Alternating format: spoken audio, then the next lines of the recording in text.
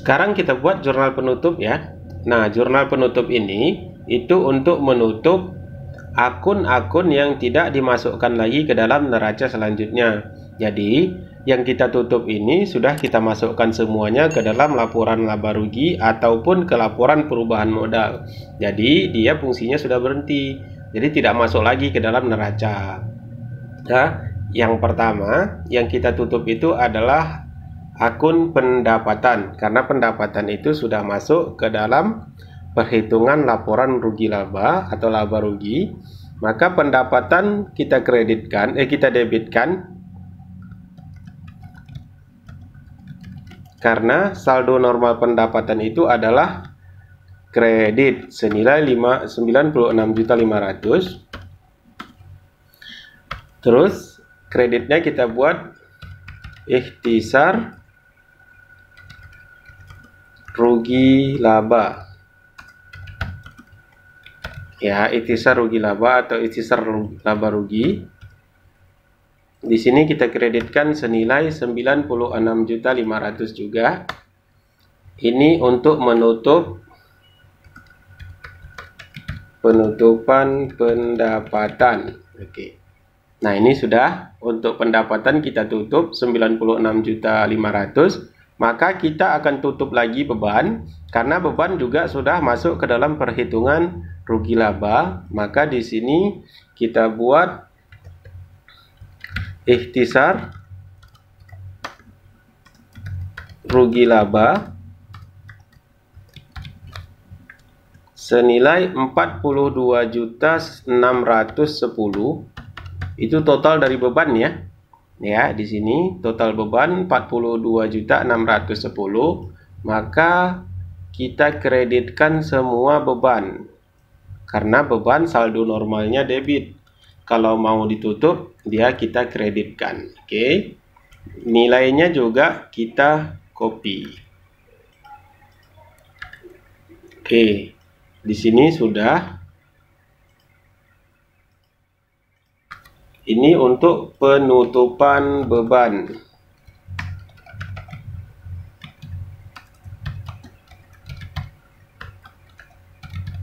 Penutupan beban-beban. Kita lanjut untuk menutup laba usaha. Laba usaha ini kita tutup, kita masukkan untuk menambahi modal. Maka di sini ikhtisar rugi labanya kita debitkan senilai 53.890.000. Salam. Modal kita kreditkan senilai 53.890 juga. Oke. Ini untuk penutupan laba. Oke ya. Ini untuk penutupan laba. Dan yang terakhir kita tutup akun Pripe. Nah, Pripe juga sudah kita catat atau sudah kita masukkan ke dalam laporan perubahan modal. Maka di sini Pripe-nya kita tutup.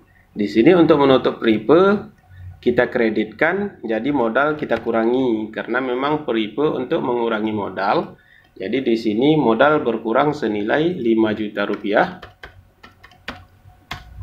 Terus di sini ada Pripe ya, karena saldo normal Pripe itu adalah di debit, maka kita kreditkan senilai 5 juta. Ini untuk penutupan Pripe.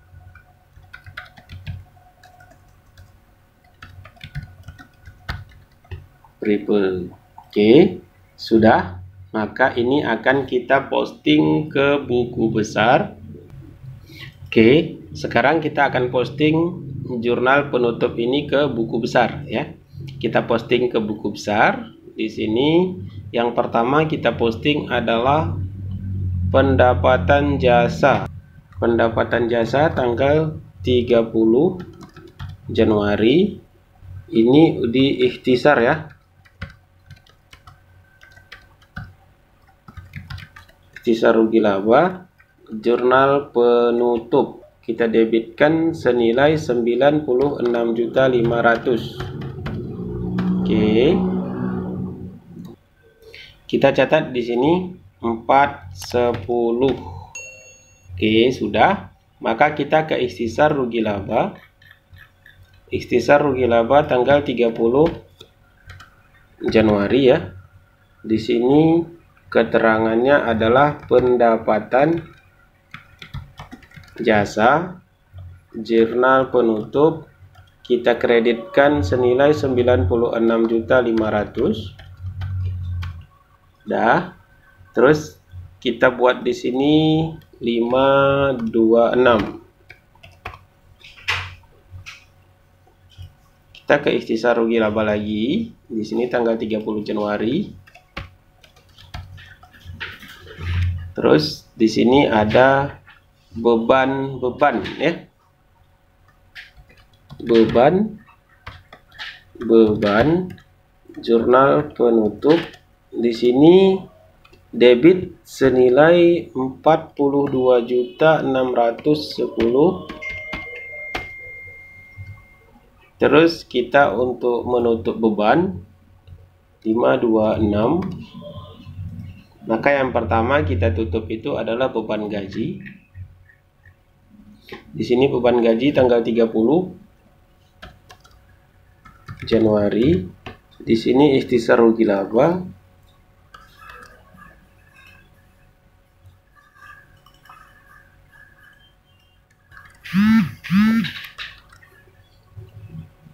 Jurnal penutup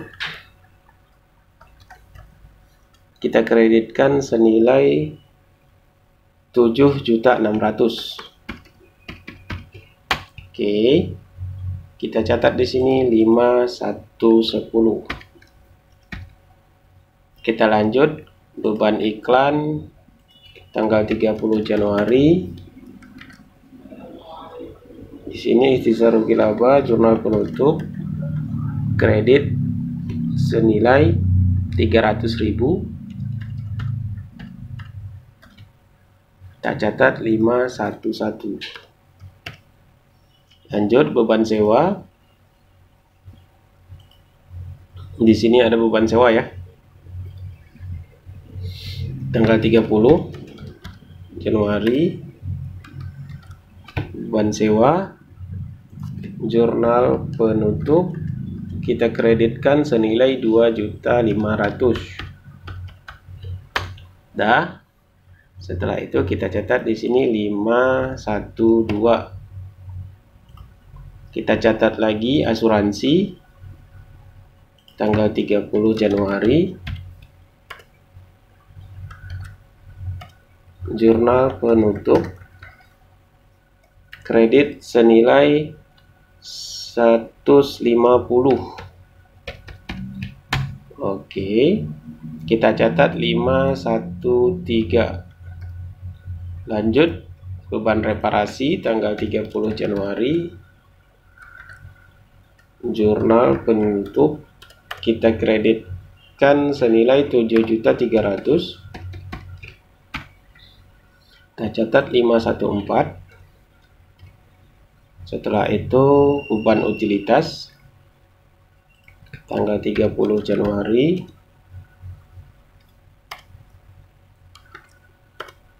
Jurnal penutup kita tutup senilai 5.800.000. Lanjut kita buat di sini 515. Beban keamanan Januari. Jurnal penutup kita kreditkan senilai 560. Oke. Catat 520. Terus beban perjalanan tanggal 30 Januari. Jurnal penutup kredit senilai 8.200.000. Dan sini 521. Biaya entertain kita tutup.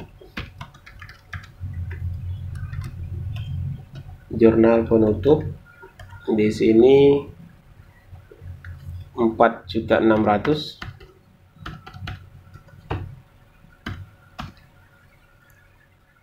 Di sini kita catat 522. Beban perlengkapan. Di sini jurnal penutup senilai 4.500.000, tutup 523. Beban penyusutan peralatan tanggal 30 Januari kita tutup senilai 300.000.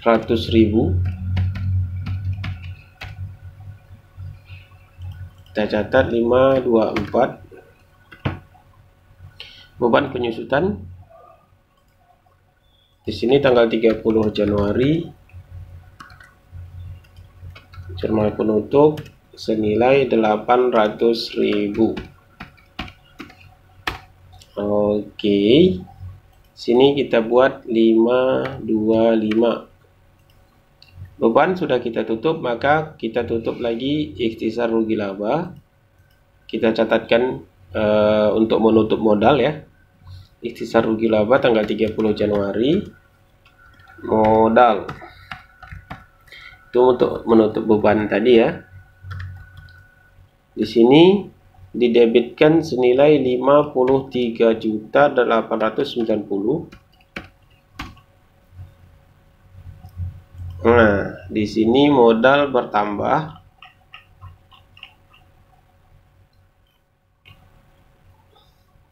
tanggal 30 Januari. Di sini dari ikhtisar rugi laba jurnal penutup bertambah senilai 53.890. Oke, kita catat di sini tadi 310.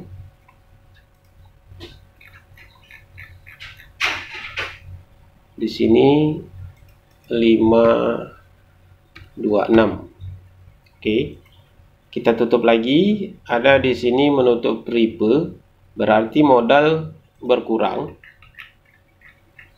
Tanggal 30 Januari di sini ada ribe jurnal penutup, modal berkurang senilai 5 juta.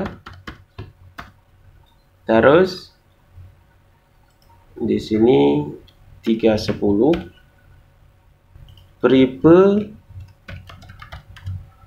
berkurang untuk modal jurnal penutup, kita kreditkan 5 juta. Oke, sudah, maka kita buat saldonya ya. Saldo modal itu bertambah dan ada yang berkurang ya. Saldo modal ada yang bertambah dan ada yang berkurang. Bertambah 53.890, berkurang 5 juta. Dan saldo pripe itu berkurang, maka nilainya 0 ya. Oke, 0. Pendapatan jasa 0 karena sudah berkurang senilai 96.500.000 sudah kita tutup. Terus untuk beban semuanya 0 ya. Beban itu dipastikan semua 0 karena sudah ditutup.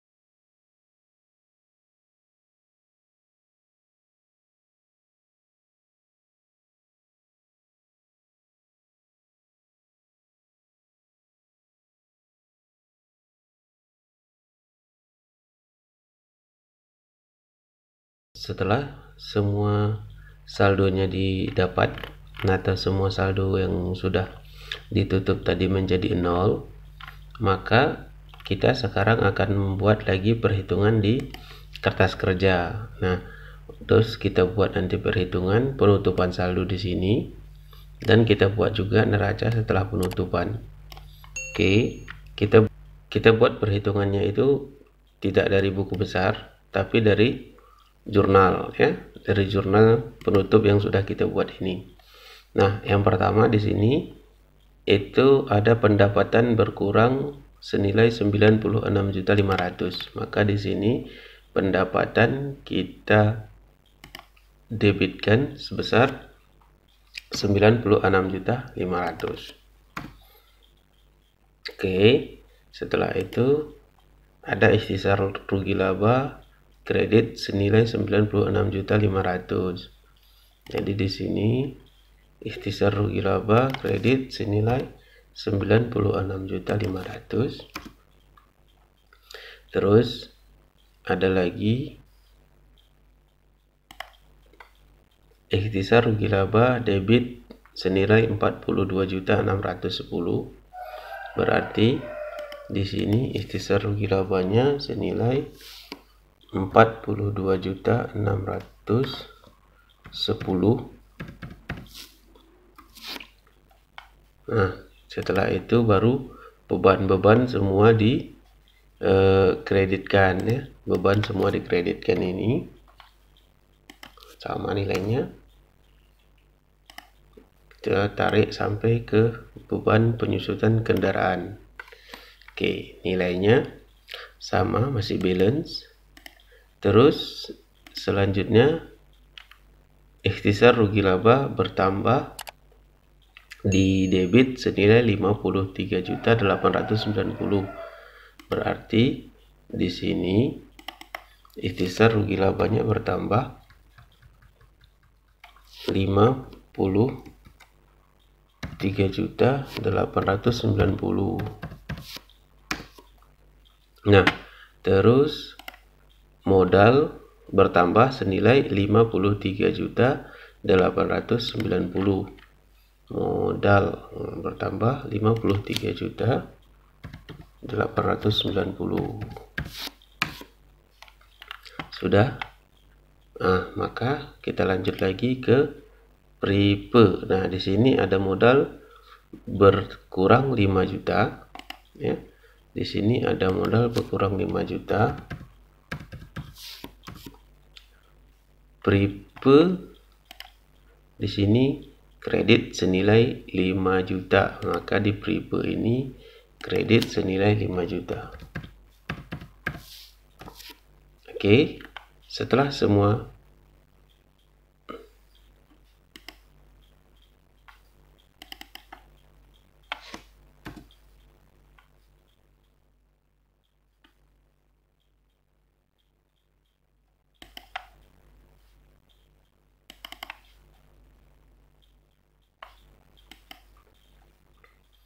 Oke, setelah semua tercatat, tinggal kita buat perhitungannya untuk neraca saldo setelah penutup. Nah, di sini kas tidak ada yang berubah atau tidak bertambah, maka langsung kita catatkan saja di sini. Nah, kita tarik sampai di peralatan, akumulasi penyusutan peralatan kredit, terus kendaraan debit, akumulasi penyusutan kendaraan di kredit senilai 800, terus utang gaji sampai dengan pendapatan diterima di muka itu di kredit. Nah, di sini ada saldo modal itu 295.500.000 bertambah 53.890.000 berkurang 5 juta. Oke. Nah, itu ada 344.390.000 itu untuk modal akhirnya ya. Nah, untuk prepe karena di sini prepe saldonya debit, maka dia di debit bertambah dan di kredit berkurang. Nah, gitu ya. Oke. Saldo pendapatan itu saldo normalnya kredit, maka dia bertambah di kredit, berkurang di debit. Oke, berarti 0 sama, beban juga sama ya. Beban saldo normalnya itu debit, maka bertambah dia di debit, berkurang di kredit. Oke, kita tarik ke bawah, semua sudah menjadi 0. Oke, berarti saldo akhirnya atau balance-nya itu di angka 551.090.000. Nah, ini untuk neraca setelah penutup. Oke, maka kita akan buat lagi nanti jurnal pembalik. Neraca setelah penutup ini sudah dapat saldo balance-nya itu. Terus kita akan buat lagi jurnal pembalik. Nah, jurnal pembalik ini itu dibuat untuk menyesuaikan atau menetralisir ini sehingga dia menjadi konsisten ya. Di sini kan tidak konsisten. Kenapa? Karena beban yang dibayar di muka itu dicatatkan menggunakan metode beban, tidak menggunakan metode aset. Nah, di sini akan kita balik lagi sehingga nanti dia sesuai dengan pencatatan yang diminta di awal ya. Yang pertama, jurnal pembalik itu digunakan untuk menetralisir akun-akun sehingga dia menjadi konsisten. Yang kedua, jurnal pembalik yang dibalik itu adalah akun yang menghasilkan aset baru atau utang di jurnal penyesuaian. Nah, maka yang kita balik itu adalah jurnal penyesuaian ya. Nah, oke, kita akan buat jurnal pembalik. Ini saya sudah buatkan di sini. Nah, ini jurnal penyesuaiannya ya. Ini jurnal penyesuaian tanggal 30 Januari 2018.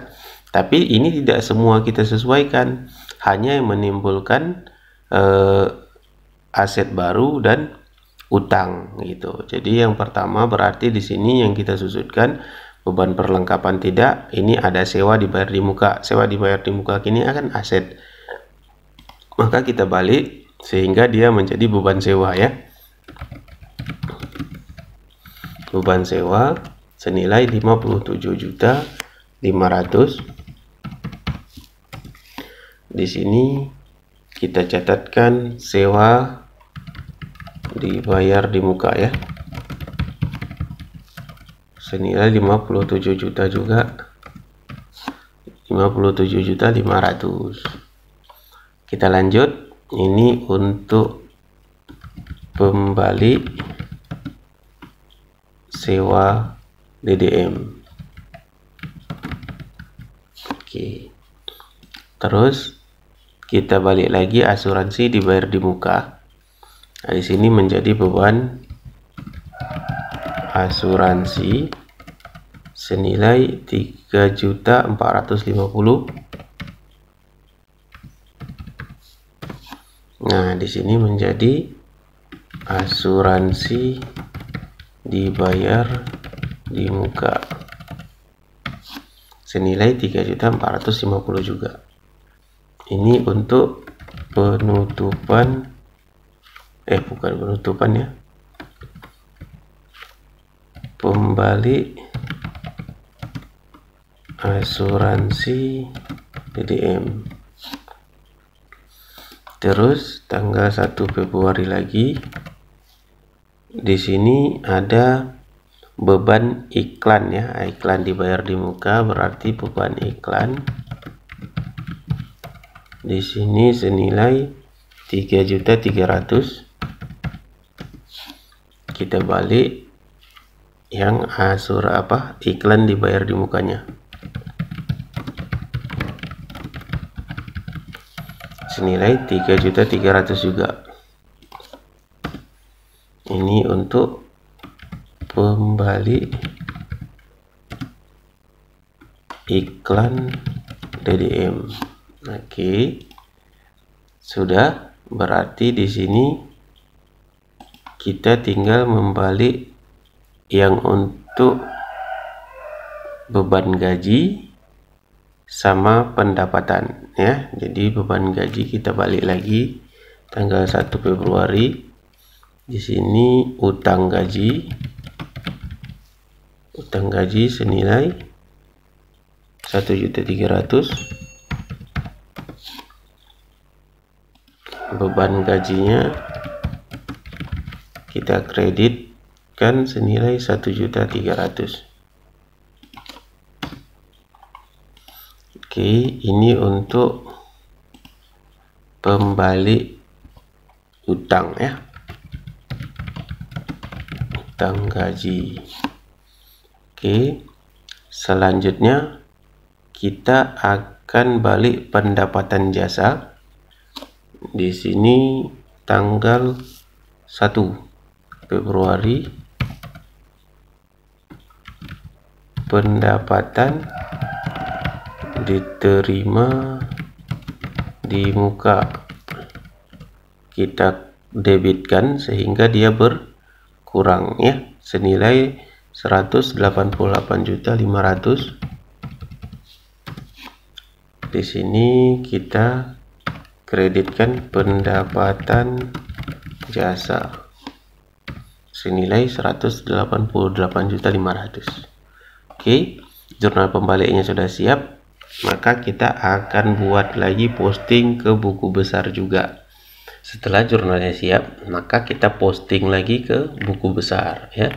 Nah, yang kita posting pertama itu ada beban sewa. Kita debit lagi ya, beban sewa. Sini tanggal 1 Februari muncul lagi beban sewanya dari sewa dibayar di muka, jurnal pembalik sebesar 57.500.000. Oke, kita catat di sini 512.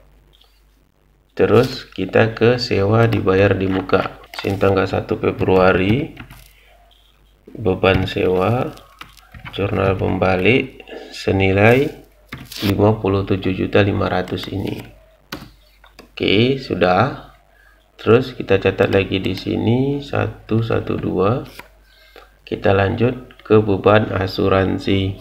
Di sini beban asuransi tanggal 1 Februari untuk asuransi dibayar di muka, jurnal pembalik kita debit lagi senilai 3.450.000. Kita catat di sini 513. Kita ke beban asuransi ya. Di sini tanggal 1 Februari kita nolkan lagi jurnal pembalik,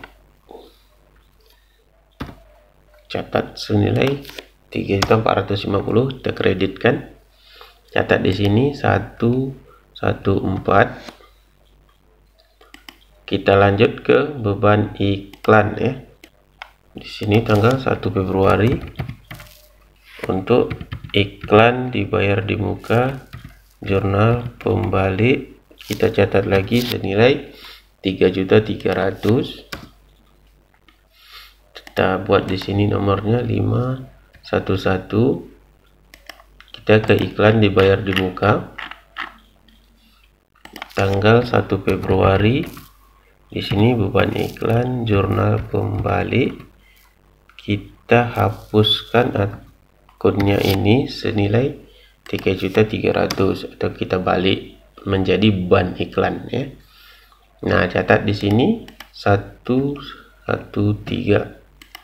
Kita ke utang gaji.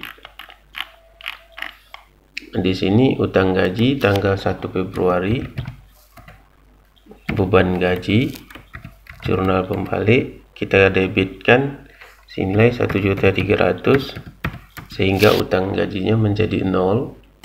Di sini 210. Langsung ke beban gaji ya. Nah, di sini beban gaji tanggal 1 Februari ada beban gaji dari utang gaji senilai kredit ya. Beban gajinya dikredit 1.300.000. Oke. Sekarang kita catatkan lagi di sini 5, 10. Kita ke pendapatan diterima di muka ya. 1 Februari pendapatan jasa jurnal pembalik kita debitkan senilai 188.500.000. Kita catat di sini 220. Terus kita ke pendapatan jasa tanggal 1 Februari.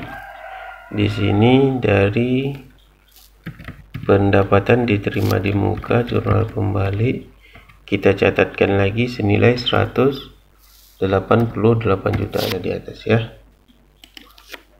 Oke, 410. Setelah tadi kita posting di buku besar, sekarang kita buat perhitungan kembali di kertas kerja atau di neraca lajur ini. Ya, kita posting lagi dari sini, dari jurnal, kita buat perhitungannya di sini.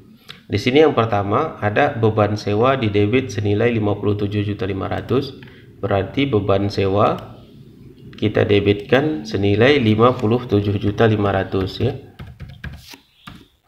Sudah, berarti kita lanjut yang pasangannya, sewa dibayar di muka kita kreditkan.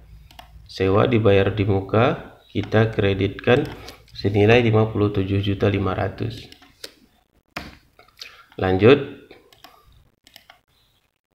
beban asuransi debit senilai 3.450.000. Beban asuransi debit senilai 3.450.000. Terus di sini beban asuransi dibayar di mukanya kita kreditkan ya. Asuransi dibayar di muka kita kreditkan senilai 3.450.000. Kita lanjut lagi. Beban iklan itu didebitkan senilai 3.300.000. Berarti di sini ada beban iklan kita debitkan 3.300.000. Terus di sini lagi ada iklan dibayar di muka dikreditkan. Iklan dibayar di muka dikreditkan senilai 3.300.000. Sudah. Sekarang kita ke jurnal berikutnya. Utang gaji di debit, beban gaji di kredit. Oke. Utang gaji di debit senilai 1.300.000. Beban gaji di kredit senilai 1.300.000. Lanjut, satu lagi ya, terakhir. Pendapatan diterima di muka didebitkan senilai 1.888.500.000. Pendapatan jasa dikreditkan. Oke. Di sini berarti pendapatan diterima di muka ini dicatatkan di debit dan pendapatan jasa dikredit senilai 188.500.000. Oke, sekarang kita hitung untuk neraca setelah pembalik. Setelah kita buat di sini perhitungannya ya, maka kita hitung dulu neraca setelah pembalik ini tidak ada yang berubah. Maka ini langsung kita buat rumusnya. Setelah itu kita tarik ya. Yang aset itu bertambah di debit, berkurang di kredit. Oke. Termasuk aset itu yang nomor serinya 1 ya, kita tarik sampai ke bawah. Oke, di sini ada akumulasi itu untuk mengurangi aset, maka dia saldo normalnya kredit. Nah, kendaraan debit, akumulasi penyusutan kendaraan di kredit juga. Kita buat rumusnya terus. Kredit bertambah di kredit, berkurang di debit. Oke. Kita langsung tarik ke bawah. Nah, maka di sini sudah dapat saldonya.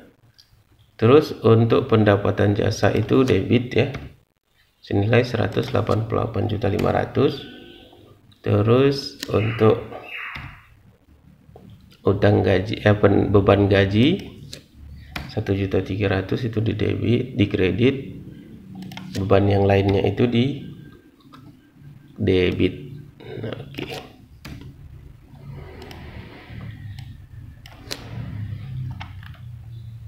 Kita buat di sini. Kita copy dari sini ke sini.